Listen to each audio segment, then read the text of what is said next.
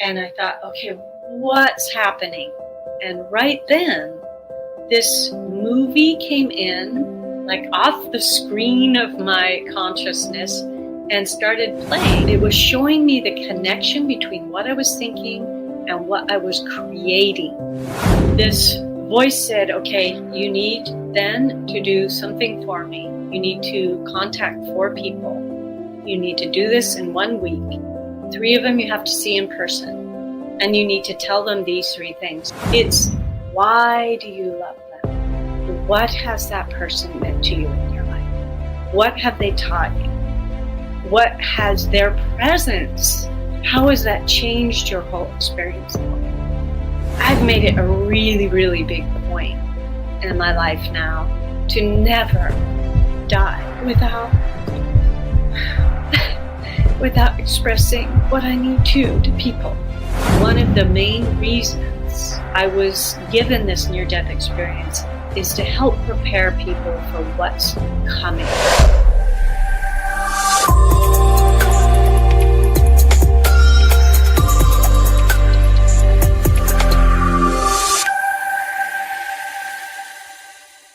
Today's guest is Barbara Ireland. Barbara experienced a near-death experience in 2010 while on an adventure retreat in British Columbia during an endurance challenge where she began to lose the feeling in her body, which caused her consciousness to experience the other side of the veil. This experience led Barbara to develop a technique that she calls the de-looping method, to assist people in addressing their negative reoccurring thoughts, which she now teaches in courses and is also outlined in her book titled How to Stop Negative Thoughts: What My Near-Death Experience Taught Me About Mind Loops, Neuroscience, and Happiness. We want to welcome you to the show, Barbara. Thank you so much for joining us. Thank you so much, Tara and Tracy, for having me. I'm really happy to be here. If you could share with us about what your life was like before your near-death experience. Yeah, so I grew up in an extremely creative household, which had its pros and cons, as you can imagine, a whole bunch of crazy, wild artists walking around. Artistically, I was very supported. There was also a lot of chaos, but artistically, that was an amazing way to grow up. So I started music very young. I've played many instruments. And right before the near-death experience, I was really focusing on singing. At the time, shortly before the near-death experience, I was touring with the guitar player for Pearl Jam. I was not at all connected to Pearl Jam. I was in a separate band with Stone Gossard. And we were touring the country. I was singing with him on stage. And this pre-NDE experience was very strange, and it leads into the NDE, so I feel it's important. We were on stage in Brooklyn and performing. Imagine someone from Pearl Jam. Of course, the people that are coming are loving seeing him and hearing his music and all that. But there was this one man in the front of the whole group, right in front of me, huge dude, backwards baseball cap, just like a dude. And he was not liking this because we were not Pearl Jam. And my singing does not sound like Eddie Vedder's. So, I'm guessing that's what made him so upset. But he was very physically, visibly angry about this. And everyone else is having a good time, but my brain decided to focus on the one person in the room that was not enjoying it. And I watched him. I noticed how my thoughts went while I'm singing and performing. First I thought, what's wrong with that dude? Then I thought, what's wrong with us? And then so quickly, what's wrong with me? What's wrong with my singing? Why am I on the stage? Why did Stone even invite me here? I can't sing. What is that? The fraudulent mindset started going, like, I'm not a singer. So that went really strong until it was like those thoughts were kind of like me messing with the knob of my consciousness until I went bing and I hit the channel that's the negative Barbara Ireland thought channel. And it stayed on there fully clear. And this flood of negative thoughts I didn't know I have were flowing into my consciousness while I was still attempting to perform and act like everything was okay and hit the notes and remember the lyrics and cue with the band and connect with the rest of the audience and try to ignore this dude. But it was saying the meanest, my mind was saying the meanest things about me, just nonstop. And while this was happening, there was another part of my consciousness I hadn't been aware of before. It was like it was standing behind me, maybe 6-8 feet, and it was watching everything and saying, "Isn't that fascinating, Barbara, how you can have two parts of your brain going so strongly at the same time? And you hear me too." And I was like, "What's going on? Get me off this stage." So finally, the show ended. I don't think anyone noticed that I was freaking out. But that night I was in bed and I thought, what on earth was that about? And are these negative thoughts going on in my head all the time and I just am not aware of them? Well, that question was answered not long after that. While I was laying in bed that night, I thought, I've had therapy, I've done this, I've done that, and these thoughts are there. I got to figure out something else to take care of them, to heal them, to get them out of me. And I thought, oh, I'll go to one of those cool camps where they're really scary and hard, and you push your boundaries and you gain courage. Yeah, that'll take care of any negative thought about myself. So I signed up for one of those. So months go by. It's the day I'm heading to this camp, as you said, in Vancouver, BC. I brought my best friend with me. We signed these horrible forms as we're entering, carrying our tent and everything. Liability forms from hell, basically. Non-disclosure forms, because I can't specifically tell you what we did. But it was a week long, and every day was very hard, mentally, emotionally, and very much physically. There was sleep deprivation, lectures way into the night, 3 hours of sleep a night. Every day was so physically demanding. I ate loads of food and I lost weight. There was heights and fire and scary people jumping out. And there's a few things I've only told a therapist because it was so harsh. And, but every day I was getting through it and I was feeling more confident and more courageous. And I was like, wow, this is working in a really distorted way. But then the last day was an endurance experience. Now my body and whole being had been through a whole lot that week. And it was a sunny day out. It was an endurance experience in the sun, carrying heavy things, and it was timed, so you couldn't dilly-dally.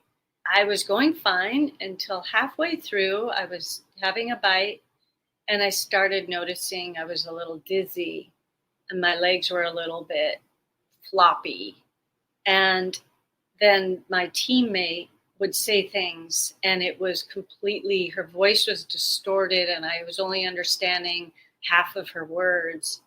And so I started drinking more water. I was thinking, oh, I must be dehydrated. And it got worse and worse until I was seeing strobes and lights, and it was like my eyes weren't focusing right. I was understanding way less of hers. Now just a couple words out of things she would say I was getting, like my name and are you all right? I heard that. And I just kept putting up a strong face, like a warrior face. I can do this. But I was really struggling. As I did make it to the end, and as I was coming down the finish line and there were other people clapping and waving us on and celebrating anyone who came down the finish line, it was like out of a horror movie because they were all strobing and the sounds were echoing and like ba ba ba ba like that, just really frightening. And they looked almost ghoulish. I can't even explain. It was very frightening. And I asked someone to get a medic for me. Well, eventually someone came who was not a real medic. It was someone who I imagine had CPR training.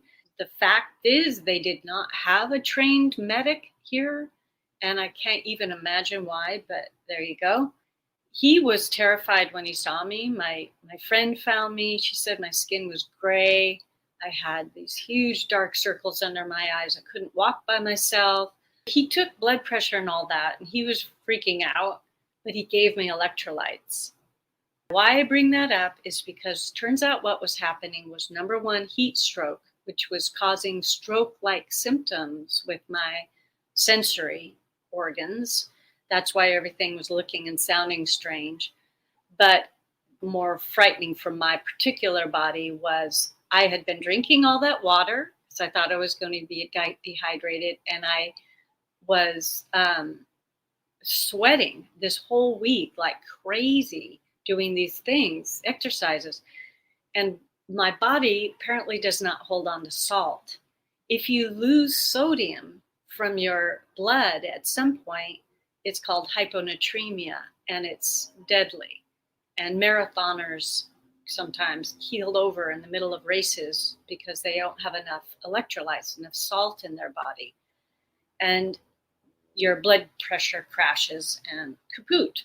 So I had heat stroke and hyponatremia both at the same time happening, but none of us knew that. So this so-called medic drove me and my friend back to my tent. It was too hot to be in there. And he said, well, just lay down, you'll feel better. So I'm laying down under this big tree, and one by one, each of my limbs just stopped existing as far as I was concerned. I couldn't feel them anymore. Numb. And I remember the first one was my left leg, and it was a terrifying feeling to have the entire leg go numb, like it wasn't even there. And I started screaming to my friend, my left leg, it's gone, it's gone. And of course, she didn't quite understand what I was talking about. I was crying, and then my right leg, and then each of my arms. And now I feel like a trapped torso and a head laying under a tree. And it was horrifying and terrifying. Even at that point, and I have to just tell you, I always tear up around these points because, number one, they're so intense, and what they lead to is so beautiful. So it's this weird combination that starts happening. But no one thinks they're going to be dying. Especially, I was, young. My grandma lived to be 104. There was no reason for me to die. I didn't know I had low salt. But as I laid there freaking out, suddenly I started feeling this sensation of like air going out of the top of my head. And I had read enough about spiritual things to know that when people are dying, their life force starts leaving the top of their head. I didn't think you could feel it, but I was feeling that, and it scared me even more. And it was just trickling out at first. And I thought, okay, what's happening? And right then, this movie came in, like off the screen of my consciousness, and started playing. And this was of a band rehearsal. I was in a second band with my brother from 2 weeks earlier, and we had gotten into a conflict during rehearsal. And it played out in a very interesting way because I watched it like a movie, but I was also reliving it. I was in the scene at the same time. And this was far different from a dream or a memory, for instance. A memory is spotty. You see like moments. This was not like that. This was every moment in succession, every thought, every feeling, every smell, and watching it at the same time. At some point, this movie freeze framed, and a voice I'd never heard before. It was a male voice, very calm and gentle and neutral, said, "What were you thinking right then, Barbara?" And that startled me enough that I quit crying about my scenario I was in. And I was really focused on what was happening here. And I thought about it and I answered. And the moment I answered, that little movie went off and a new movie slid in over the right side of my frame of reference. And it started playing of a scene from with someone else a month earlier. This went on for 4 hours. These movies, every single movie was showing me a scene where I had a thought that was not verbalized. It was words in my head. And it freeze framed at odd moments, little subtle moments of body language often that showed something was going on in my brain, like a raised eyebrow, freeze frame. What were you thinking right then? Or looking down, freeze frame. What were you thinking right then? Or tearing up, freeze frame. What were you thinking right then? This went on and on and on. So all these scenes from my life were playing out, and the voice kept saying, "What were you thinking at this moment? What was your thought when you raised your eyebrow? What were you thinking and did not express at that moment to the other person?"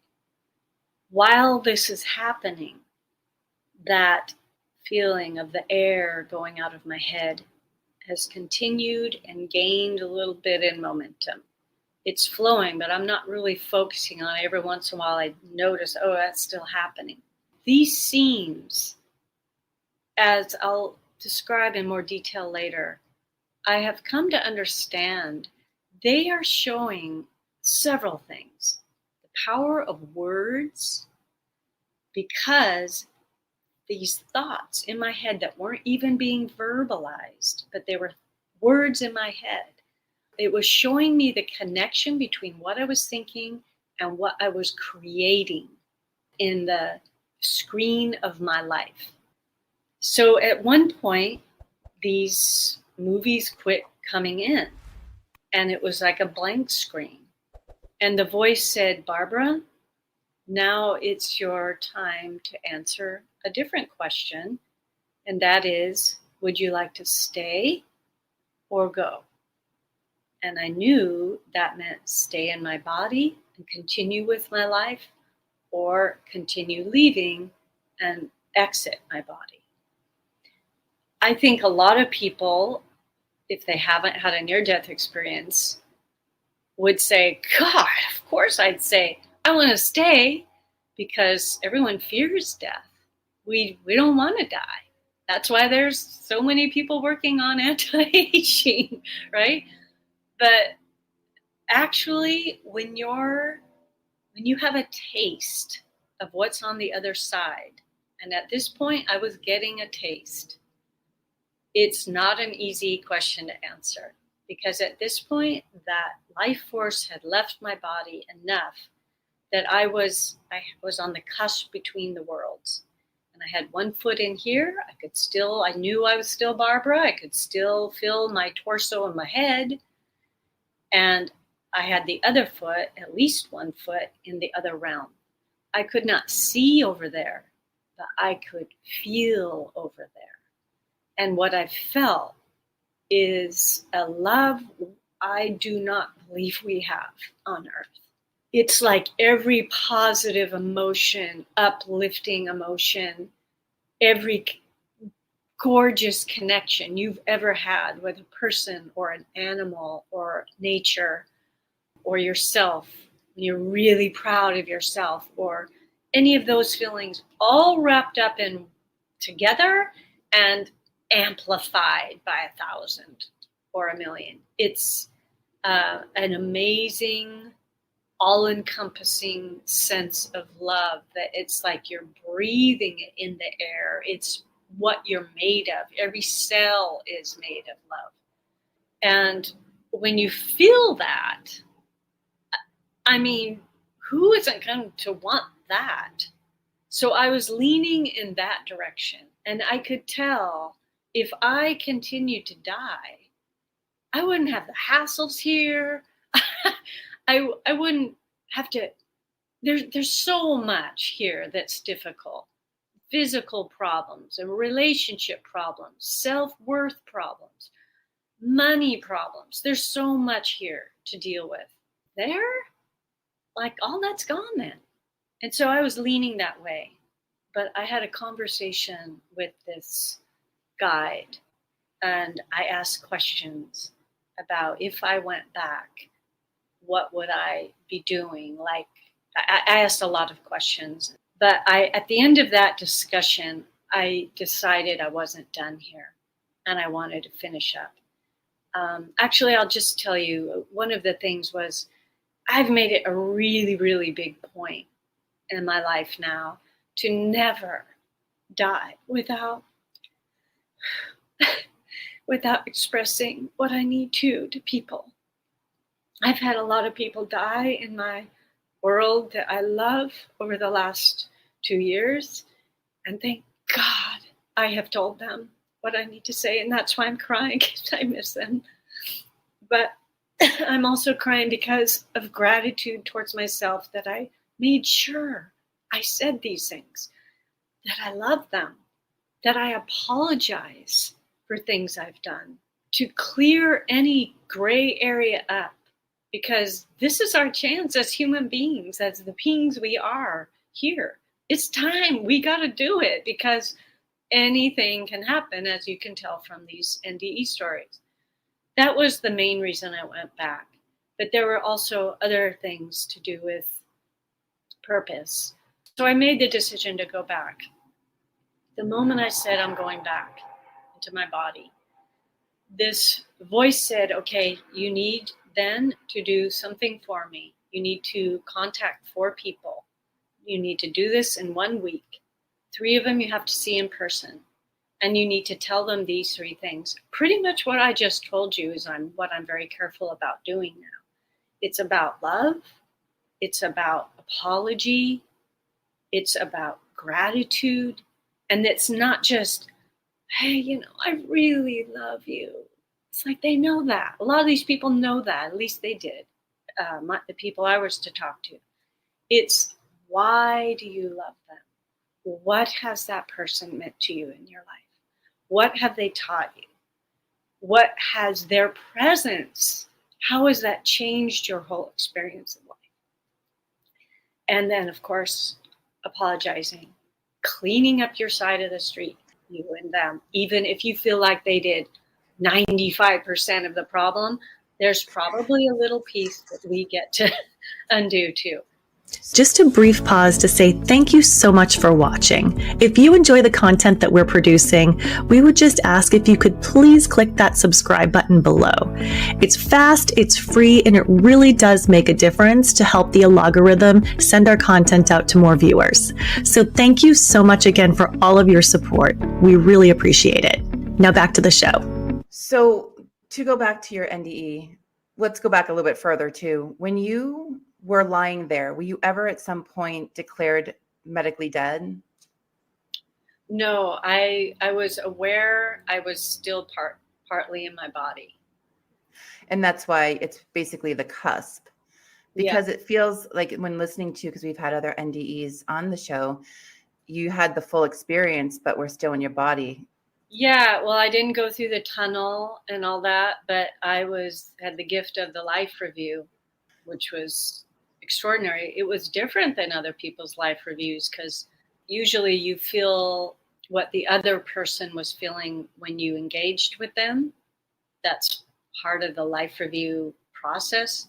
So, but I've spoken to many of the top NDE researchers, and they said, no, this is a different version, a type of a life review.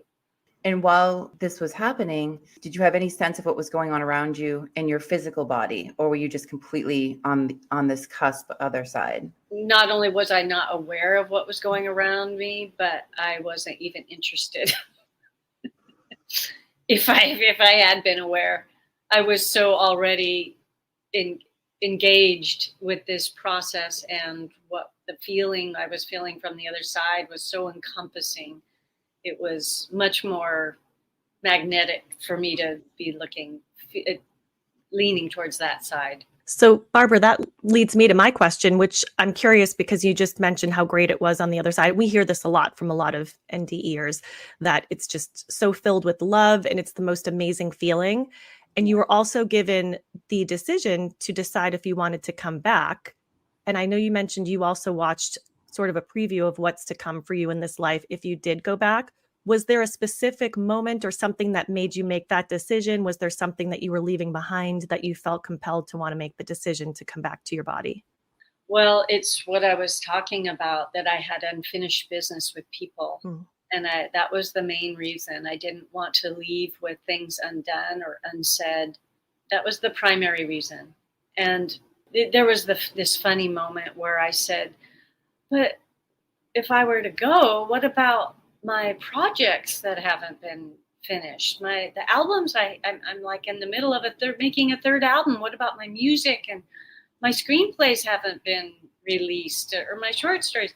And that's when it's funny from the point of humility, because the voice was so sweet and said, "Oh, Barbara, those don't matter very much." And I was like, "What are you talking about?"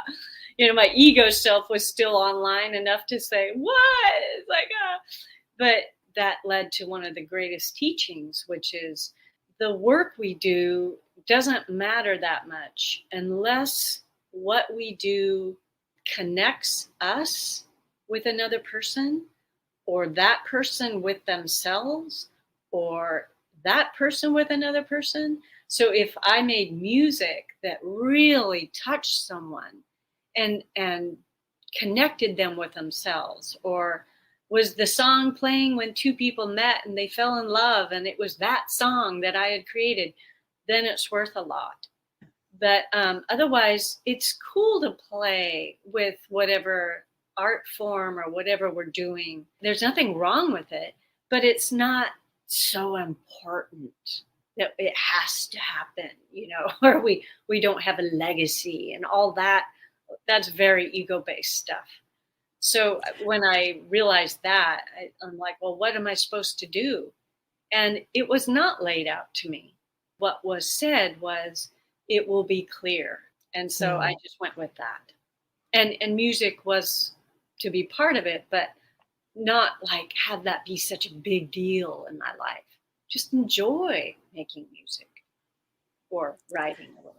That's so interesting, because I have often thought, like, what is it all for? Like, what are we doing things for? What is the purpose of why we do certain things? Mm-hmm. And a lot of people are just doing things to make money because they have to survive, not because they're trying to connect with somebody or they're trying to do something that they're passionate about. These are things that I think we think about in our mortality. And it's important to hear what you just said about, it's more than just that. It's really the love that you're creating here on earth with other people, and focusing on that as opposed to what you're getting from it. It's what you're giving. So I appreciate you saying that, because I think you just made that point a little more clear for me. So I have a feeling other people might feel that same way. If someone's making money to survive, that's doing something loving towards themselves. That is connecting them to themselves. If they're making money so they can buy their fourth Mercedes and show off, that's a whole different realm of making money. That doesn't matter. Making money to survive or feel comfortable even on this earth without hoarding money, that's all self-love and kindness, and hopefully it leads to generosity. And any of this kind of connection between people can occur in any kind of work, whether someone's a mechanic or an engineer or an artist or a garbage collector. It doesn't matter. because they can share love with their coworkers and their families. And I don't know about you, but I love the garbage collectors, and I bring them gifts and I bring them food and I thank them and all the time, because thank you, someone's doing that. Like, that's a Right. massive Yes. gift to me. Yes. So yeah, I just wanted to make that clear. I don't know a lot of people's schedules, but I can tell you exactly when my garbage truck is going to show up every single week because I count on it and I need him to show up. So I Yeah, also appreciate awesome. that as well. Yeah. Yeah. And I think you made a great distinction in terms of, and I guess what I was getting at earlier is it's unfortunate if some people don't love their job and they're just doing it to make money. But the point that you're making, as I understand it, is you can still be in that job to make money, which is honoring yourself, but you can also find the connection of love within that job, regardless of what it is, with the people Well around said. you, your coworkers, and the people that you're serving. So I think that's a very important distinction to make. So I appreciate you pointing that out. And again, jumping back to your NDE, you had mentioned that you were hearing this voice in your head asking questions about why did you raise your eyebrow? Why did you look a certain way? What was the purpose for that? What was the voice trying to make clear to you or point out to you by indicating that you had a thought behind the physical action that you were being pointed to? So that's what has taken years for me to unravel. The moment I said yes to coming back to my body, and this guide said, you need to contact these 4 people and say these things. As soon as I said yes, I would do that, the air, the life force went reversed direction, went back into my body very fast, like a faucet, it felt like. And the numbness and feeling came back to all my limbs very quickly within just a few minutes.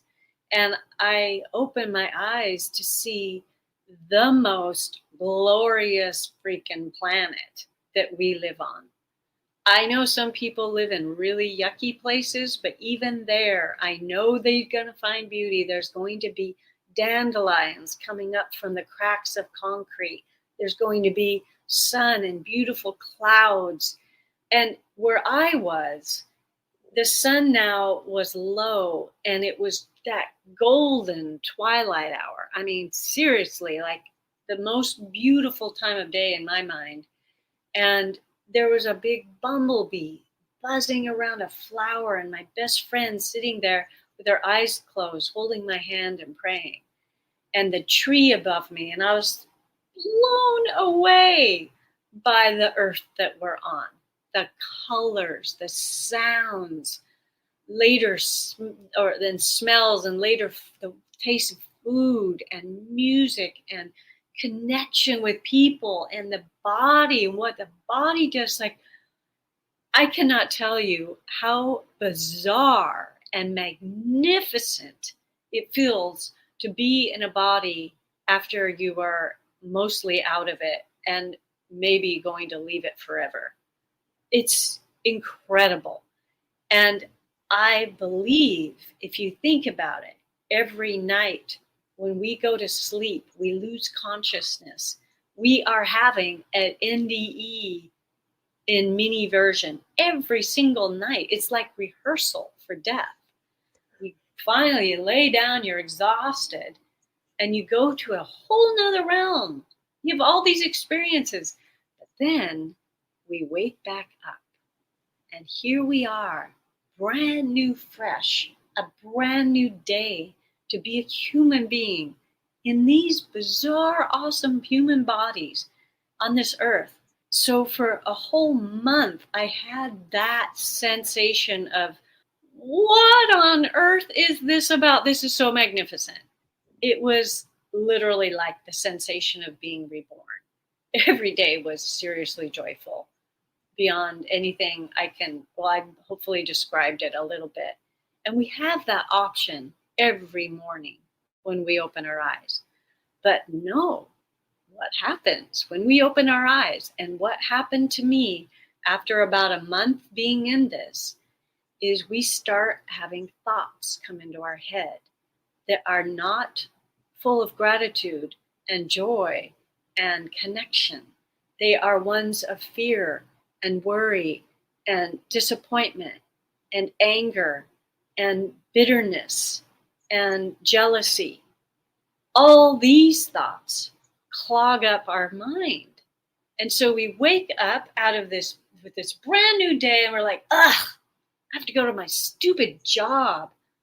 Ugh, oh man, I ran out of coffee. How am I supposed to get on? It's so damn hot out there. That's what we do. How is that setting us up for the rest of our day? We're going to be tired, cranky, hate our job. It's going to be too hot because our mind is feeding this experience of Earth. It's like the screenwriter in our head creating the movie that appears in front of us. This is like a movie that we're experiencing here. A lot of it, I believe, is chosen before we come. And we're playing out this time in this life. I'm going to deal with how to work on jealousy, for instance. And then they come to the earth. They don't know what's going to happen, but they're going to get married and their spouse will cheat on them. They're going to, they're just going to have all these opportunities to learn how to not be jealous, to deal with jealousy, to love themselves more so they aren't looking outside all the time for that affirmation of who they are. We choose certain things, I think, to work on when we come. But then we come here and we use the power of our thoughts, which is what that near-death experience, what those life review was showing me. The relationship between what I was thinking unconsciously for the most part and not saying, it was only going on in my head. I was the only one hearing this script. It was the script that overlaid my reality. And as I started understanding the lesson that was being taught during those 4 hours of the life review, I realized I need to change these thought patterns. I need to figure out what the hell I'm saying in my head, and I need to stop this pattern. And so that's what I embarked on for 3 years after that. And I looked at neuroscience. I looked at cellular biology, what the brain is doing from a chemical level, what causes depression, what causes anxiety, what do the spiritual traditions say about all this, what's manifesting, because that's about using your mind in a certain way. What's all that about? And I studied all of that. And in that period, I found that there are 2 types of negative thinking. There's a negative thought that everyone gets. We can't stop the thoughts that come into our head. They're like a sneeze. It just sneezes out a thought. And it comes in, okay, it's probably based on programming from childhood, but still, the thought comes into our head. And we have an opportunity at that moment to let the thing go and let another sneeze thought appear, whatever that next thought might be. Or we can have one of these thoughts that come into our mind and we can go, oh, that's real. Yeah, that person said that mean comment to me yesterday. Now we're looping. Now we're on the treadmill. We are rolling with this thought, how screwed up that person is. How come they're always saying these mean things? And then, whoa, that one is like a contagious thought about this other one. Yeah, and that other person. Then we go to work and we're like, you know what this person said to me, or this person cut me off on the freeway. And then we're spewing the germs of our brain to another person so that they can get the contagion of negative thoughts. They're often running in their own negative thought land. And these are what I call mind loops. They loop in there. We're mostly not conscious of them. Lots of them are being said just in our head, not even through our mouths. And they trigger emotions. So when I think, where does depression come from? Where does anxiety come from? Where does low self-worth come from? They're coming from these looping thoughts that are programming this game, this movie we are in. They're programming our body, our cells. The cells are feeling this. The body's feeling this. It's creating emotions that feel like crap. No one wants to feel like those things. So when I figured that out, I was like, okay, then I've got to figure out how to be conscious of these thoughts and break the loop.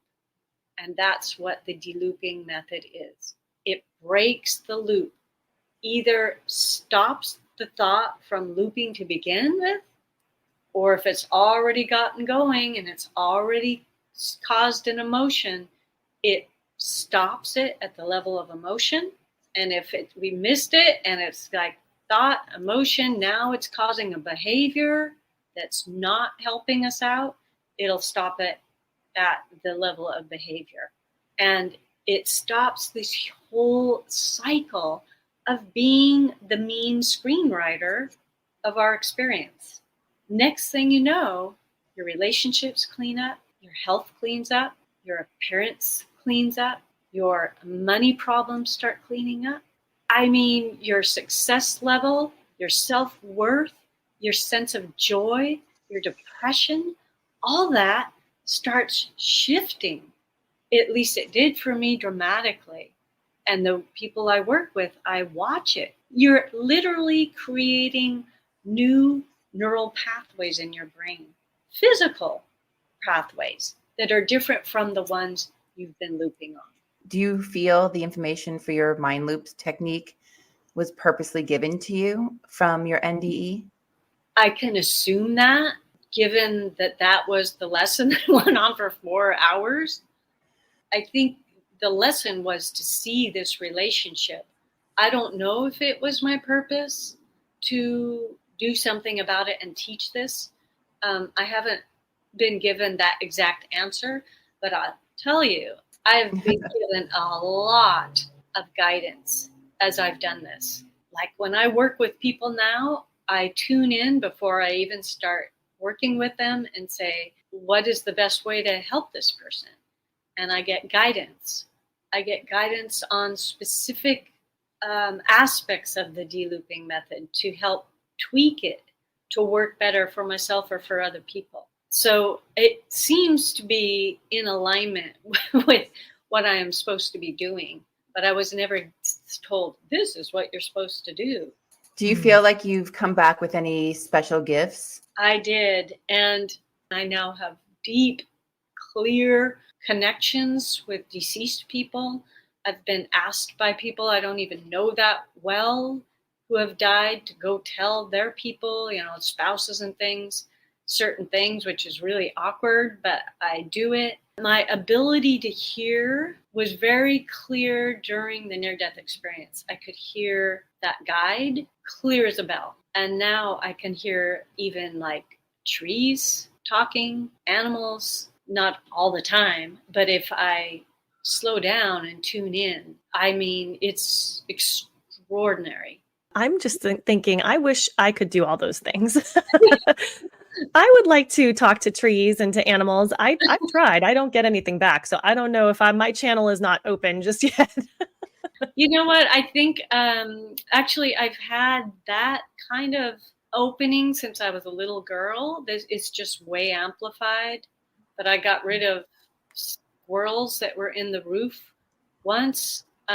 This was probably 8 years before my near-death experience. By talking to them, I tried every single thing you're supposed to do, and nothing worked until I finally told them. And that's a whole nother, a crazy, amazing, beautiful story. But so that was already partly there. This is just really developed now.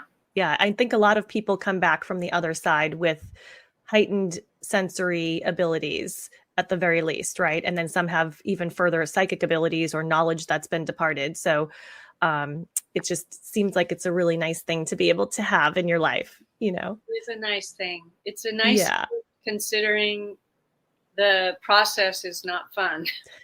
Right. Yeah. It's a trade-off for the trauma, I guess. That's right. Exactly. It's like, well, we'll give you these extra sensory abilities since you went through all that. Yeah, exactly. Here's a parting gift. Uh-huh. Exactly. So, Barbara, I know you discuss creating consciously. You've talked a little bit about it so far, but also you have a technique that I've heard you talk about as well called the detouring technique, I believe. Are those things you can share a little bit more with us and share with people, just something that they can put into place in their life and start using right away? Yes. What you're talking about is the third step in the de-looping method. That is what my book describes, the how to stop these loops. Then I have a different method for conscious creating, but a big part of conscious creating or manifesting is stopping the loops. I mean, that's huge. If we're walking around in a state of dissatisfaction about what we already have in our lives, how on earth are we supposed to start opening to something really beautiful and better when we're not even grateful for what we have? So we clean these loops up, and then we start dreaming, what do we want and what is right for us in this moment in time in our life? And then we start creating from that standpoint. But the first step is getting a handle on these thoughts, these negative creative thoughts. And so the de-looping method, which is one of the things you said, detour, the first step is detect, like, what on earth is being said in my head. And that's so important. People may think they know what they're thinking, but there's a lot going on they are not conscious of yet. And so we need to make an intention to be conscious. When I was starting this, I put a little note by the side of my bed that said, what is my first thought upon awakening? And because that first thought's going to set my whole day up. So if I'm complaining about my job or my painful knee or whatever, that's not going to set me up very well. So I would notice it. So just noticing what thoughts play in your head when you're with people who trigger you normally. And even start writing them down. Get conscious of them, especially the ones, if you're having trouble with money, what are your thoughts about money? I bet you don't really know. So you start making the intention. I want to know what am I thinking about money? How do I treat money? Do I balance my checkbook? Do I carefully fold my bills into my wallet? Do I treat it with respect? Do I honor it? When a check comes, do I thank that check, that money, for coming to me? Things like that. Start noticing how you react with whatever it is, love, whatever, health. The second step is detach. And you detach from the thought. So it's not, I am worried. I am is a very powerful statement. You may have worry about something, but you are not worry in your core. You are, I am. So worry needs to be out here, not here. So you detach from it. Now worry gets out here. And I give two different ways to do that. One is using words, naming the worry. The other one is getting into the body. And then the third step is detour. That is consciously moving your thoughts to a different anything else other than the loop that you're on. And there's lots of ways you can do that. It could be saying a mantra. It could be skipping. I like skipping in the neighborhood. It could be petting your dog. It could be listening to a podcast. Anything to just move the channel to something else that's going to engage you enough that you're not going to go back to that loop. The fourth D that I talk about in the book is de-story. Pulling the stories out of what we're experiencing. Oh, Ted didn't call me back yesterday because he's mad at me for that thing I said to him the other day. If you check it out with Ted, he's probably like, I don't even remember the conversation. It's like we have assumptions, miscommunications, misunderstandings that are crazy, judgments about other people and ourselves. We pull out these stories and we just look at what's actually happening. And it's so much simpler. So those are the 4 steps I talk about in the book. So, once we start getting a handle on stopping some of these loops, then you can start. I mean, you don't have to like clean them all up before you start creating, manifesting, consciously creating, but it helps to clean that pattern up a little bit so that you can actually start creating. There's some room on your canvas to put some new colors down. I think that's such great advice. I always like practical techniques, things that I can put into action. Sometimes people talk and it's very ethereal with what they're sharing, but I like having somebody tell me, like, here's some steps that you can actually put into practice in your life that will actually help you. So I really appreciate you sharing that.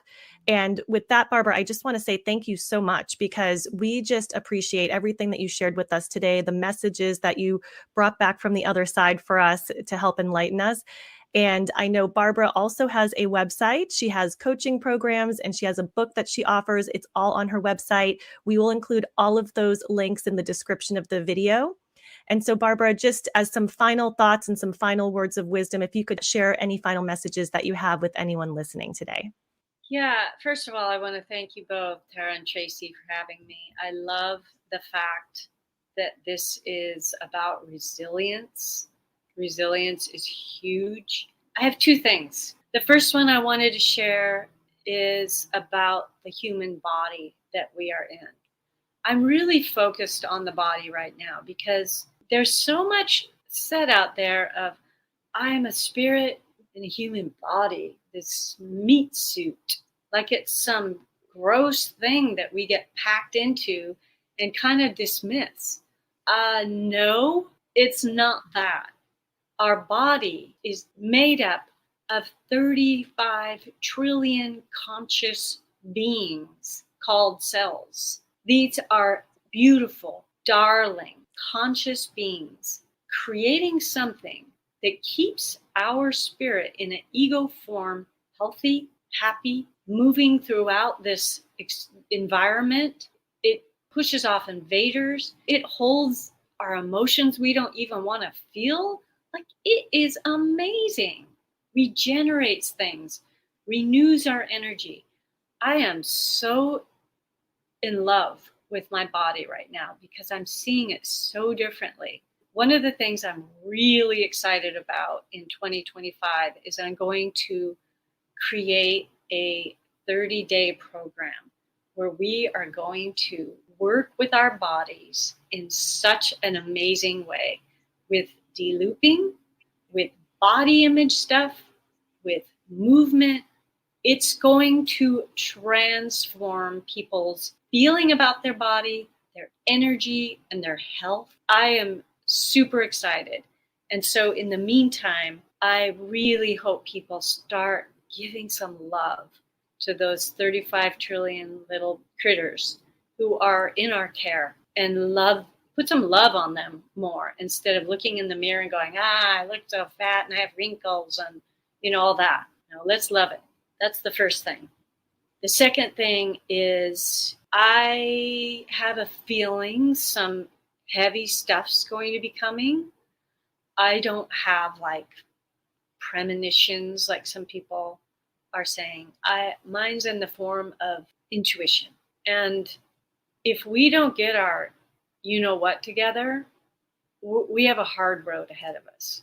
So we need to start with ourselves and with the people in our general vicinity to start being kinder, not worrying so much about what's going on with politics and other parts of the world. Right now, focus on the little bit you have control over, which is how you treat yourself, how you treat other people, what you do with your thoughts, how are your actions. Let's be kinder, because as we're kinder to other people and as we start cleaning up our mean thoughts about ourselves, we are all connected. It starts rippling out. You know how I talked about this mind loops when we bring them to work and they're contagious germs throwing all over. What if we bring kindness to work? Do you think that's going to be contagious in a good way? Yes. So we need to do that, because Resilience is what's going to be needed in things that are coming up. And the kinder we can be now and start building up a force of energy that's kind and loving, the less hassle, to put it lightly, we're going to be dealing with later. And I feel like lately, one of the main reasons I was given this near-death experience is to help prepare people for what's coming, for this massive transition in consciousness that we all can feel, or I believe a lot of us can feel. Please do your best, and I'm speaking to myself. Do not go into fear. Do not go into anger as much as we possibly can. I'm delooping these things in myself, and I'm trying my very best to remain with equilibrium and kindness. I love that message, and I agree. Kindness is just one of the most important things that we can offer to others around us. And I always say this, the golden rule, just treat others as you would want to be treated, and you can never go wrong with that. So Barbara, we just want to thank you so much. Those are amazing words to live by, and we just appreciate you. We appreciate your time and for you sharing your story with us and sharing the information that you brought back from the other side for our benefit. So thank you so much. We very much appreciate you. And I appreciate you both so much. Thank you. Thank you for doing this beautiful channel. It's so necessary, and you two are amazing.